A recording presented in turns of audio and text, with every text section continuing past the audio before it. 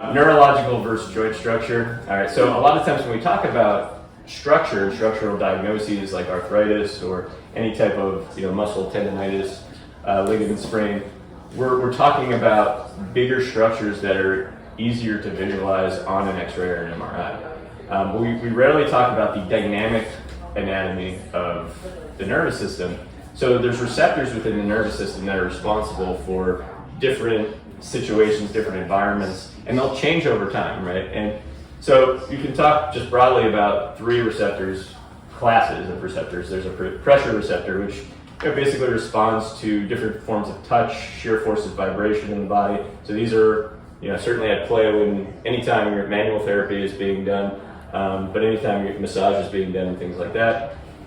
And we have massage therapists, body workers in the United States, that your technique should change based on the person, right? Like you can't do the same technique to everybody and expect to get the same response, right? So there's a difference, even if you were being tested and you're using the exact amount of pressure, for one person that can create pain, and another person that's totally fine and it's a therapeutic effect. So we know that, and I have a background in manual therapy, and I've certainly learned that on the job, where I think I'm being quite safe and still create pain in people.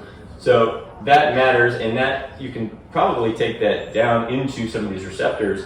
How sensitive is somebody to any situation, right? So the other receptors that you look at are nociceptors, which are free nerve endings that are responding to potentially noxious, which is a fancy word for a kind of painful or threatening stimuli. So these could be activated by different changes in temperature, hot or cold, mechanical stretch or strain, which we'll talk about a type 4 joint receptor, and then chemical change, which is change in pH, which can be involved with inflammation.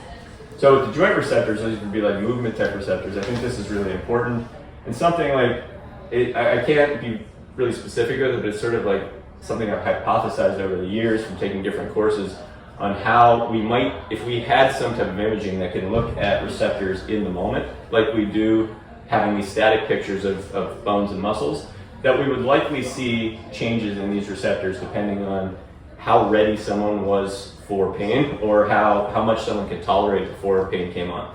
So you have your type 1, type 2, and type 3, which are just basically different receptors for joint position and different receptors for speed of movement, acceleration, deceleration, proprioception, different things, high stress joint action. And then you have your type 4 free nerve endings, which are nociceptors, which they detect threatening joint situations.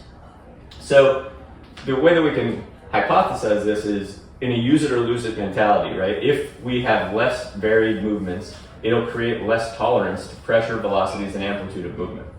So that can actually change the internal environment of these receptors, where we now have more type 4 receptors because more things are threatening. And when more things are threatening, stuff that didn't hurt before now hurts.